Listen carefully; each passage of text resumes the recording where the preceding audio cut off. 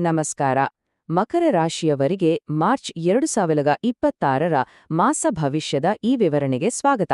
ಬನ್ನಿ, ಈ ತಿಂಗಳು ಗ್ರಹಗಳ ಆಟ ಹೇಗಿರಲಿದೆ ಮತ್ತು ಅದು ನಿಮ್ಮ ಮೇಲೆ ಯಾವ ರೀತಿ ಪ್ರಭಾವ ಬೀರಲಿದೆ ಅಂತ ಒಂದೊಂದಾಗಿ ನೋಡೋಣ. ನೋಡಿ, ಇದೇ ಈ ತಿಂಗಳ ಕೀವರ್ಡ್. ಎಷ್ಟೋ ಸಮಯದಿಂದ ಪಟ್ಟ ಶ್ರಮಕ್ಕೆ ಈಗ ಧೈರ್ಯದಿಂದ ಒಂದು ಹೆಜ್ಜೆ ಮುಂದಿಟ್ಟು ಅದರ ಫಲವನ್ನು ಪಡೆಯುವಂಥ ಸಮಯ ಬಂದಿದೆ. ಸರಿ, ಹಾಗಿದ್ರೆ ಶುರು ಮಾಡೋಣ ಅಲ್ಲ? ಮೊದಲಿಗೆ ಈ ತಿಂಗಳ ಗ್ರಹಗಳ ಸ್ಥಿತಿ ಹೇಗಿದೆ, ಯಾವ ಗ್ರಹ ಎಲ್ಲಿದೆ ಮತ್ತು ಅದರ ಪ್ರಭಾವ ನಮ್ಮ ಮೇಲೆ ಹೇಗಿರ್ಲಿದೆ ಅಂತ ಅರ್ಥ ಮಾಡ್ಕೊಳ್ಳೋಣ. ಇಲ್ಲಿ ಗಮನಿಸಬೇಕಾದ ಮುಖ್ಯವಾದ ವಿಷಯ ಏನಂದ್ರೆ, ನಿಮ್ಮ ರಾಶ್ಯಾಧಿಪತಿ ಶನಿ 3ನೇ ಮನೆಯಲ್ಲಿದ್ದಾನೆ. ಇದು ಧೈರ್ಯ, ಪ್ರಯತ್ನದ ಸ್ಥಾನ. ಅಂದ್ರೆ ನೀವ್ ಹಾಕಿದ ಎಫೋರ್ಟಿಗೆ ಫಲ ಸಿಕ್ಕೇ ಸಿಗುತ್ತೆ. ಅದೇ ಸಮಯದಲ್ಲಿ ಸೂರ್ಯ, ಮಂಗಳ, ಬುಧ, ರಾಹು ಹೀಗೆ 4 ಗ್ರಹಗಳು 2ನೇ ಮನೆಯಲ್ಲಿ ಅಂದ್ರೆ ಹಣ, ಕುಟುಂಬ ಮತ್ತು ಮಾತಿನ ಮನೆಯಲ್ಲಿ ಸೇರಿವೆ. ಅಂದ್ರೆ ಈ ಕ್ಷೇತ್ರಗಳಲ್ಲಿ ಈ ತಿಂಗಳು ಸಾಕಷ್ಟು ಆಕ್ಟಿವಿಟಿ ಇರುತ್ತೆ. ಅಬ್ಬಾ, ಇದೊಂದು ದೊಡ್ಡ ನಿರಾಳದ ಸುದ್ದಿ ಅಲ್ವಾ? ಕಾಡುತ್ತಿದ್ದ ಆ 7 ಶನಿಯ ಕಷ್ಟದ ಸಮಯ ಈಗ ಸಂಪೂರ್ಣವಾಗಿ ಮುಗಿದಿದೆ. ಶನಿ ಈಗ 3ನೇ ಮನೆಯಲ್ಲಿರೋದು ತುಂಬನೇ ಒಳ್ಳೇದು. ಇದು ಪ್ರತಿಫಲ ಸಿಗುವ ಸಮಯದ ಆರಂಭ ಅಂತಾನೆ ಹೇಳ್ಬೋದು. ಸರಿ, ಈಗ ವೃತ್ತಿ ಮತ್ತು ದುಡ್ಡಿನ ವಿಷಯಕ್ಕೆ ಬರೋಣ. ಈ ತಿಂಗಳು ಇಲ್ಲಿ ಆಕ್ಷನ್ ಕೂಡ ಇದೆ, ಅದ್ರ ಜೊತೆಗೆ ಸ್ವಲ್ಪ ಎಚ್ಚರಿಕೆಯೂ ಬೇಕು.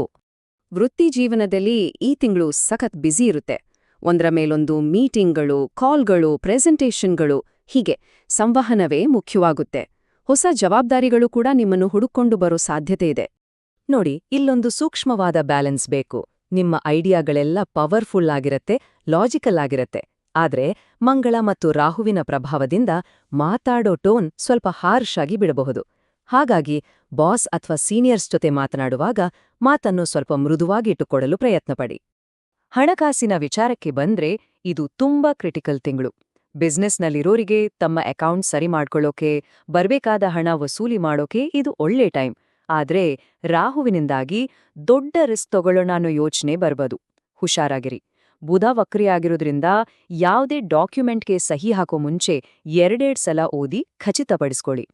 ಓಕೆ, ಈಗ ಕೆರಿಯರ್, ಹಣಕಾಸು ಬೆಟ್ಟು ಸ್ವಲ್ಪ ಪರ್ಸನಲ್ ಲೈಫ್ ಕಡೆ ಗಮನ ಕೊಡೋಣ. ಯಾಕಂದ್ರೆ ಇಲ್ಲೂ ಕೂಡ ಕಮ್ಯುನಿಕೇಷನ್ ಅನ್ನೋದು ಈ ತಿಂಗಳ ರಾಜ. ಪ್ರೀತಿ, ಪ್ರೇಮದ ವಿಚಾರದಲ್ಲಿ ಈ ತಿಂಗಳು ಪಾಸಿಟಿವ್ ಆಗಿದೆ. ಈಗಾಗಲೇ ಸಂಬಂಧದಲ್ಲಿರೋರು ಪಾರ್ಟ್ನರ್ ಜೊತೆ ಕೂತು ಮನ್ಸು ಬಿಚ್ಚಿ ಮಾತಾಡೋದಕ್ಕೆ ಇದು ಸಕಾಲ. ಇದು ನಿಮ್ಮ ಬಾಂಧವ್ಯವನ್ನ ಇನ್ನಷ್ಟು ಗಟ್ಟಿ ಮಾಡುತ್ತೆ. ಮನೆಯಲ್ಲಿ ಹಣಕಾಸು, ಸಂಬಂಧಿಕರ ವಿಷಯಗಳ ಬಗ್ಗೆ ಚರ್ಚೆಗಳು ಜಾಸ್ತಿ ಆಗ್ಬೋದು. ಮಾತಿನಲ್ಲಿ ಅಹಂಕಾರ ಬರದಂತೆ ನೋಡ್ಕೊಳ್ಳಿ. ಯಾಕಂದ್ರೆ ಮಾತಿನ ಮನೆಯಲ್ಲಿ ಅಷ್ಟು ಗ್ರಹಗಳ ಪ್ರಭಾವ ಇದೆ. ವಾದ ಗೆಲ್ಲೋದಕ್ಕಿಂತ ಸಂಬಂಧ ಗೆಲ್ಲೋದು ಮುಖ್ಯ ಅನ್ನೋದನ್ನ ನೆನಪಿನಲ್ಲಿಡಿ. ಕೆಲವೊಮ್ಮೆ ಮಾತು ಬಿಸಿ ಆಗ್ತಿದೆ ಅನ್ಸಿದ್ರೆ ಒಂದು ಬ್ರೇಕ್ ತಗೊಳ್ಳೋದು ಒಳ್ಳೆದು.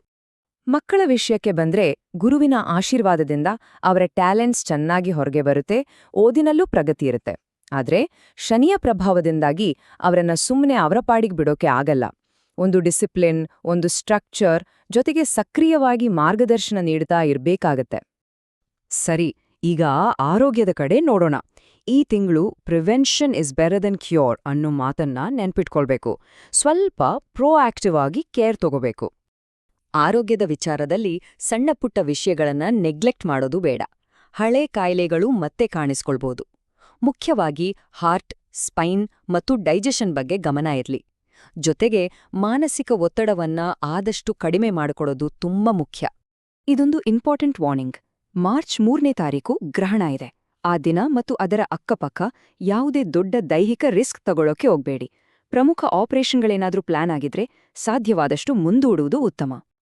ಈ ಸ್ಟ್ರೆಸ್ ಎಲ್ಲ ಮ್ಯಾನೇಜ್ ಮಾಡೋಕೆ ಇಲ್ಲೊಂದು ತುಂಬಾನೇ ಸಿಂಪಲ್ ರೂಟೀನ್ ಇದೆ ನೋಡಿ.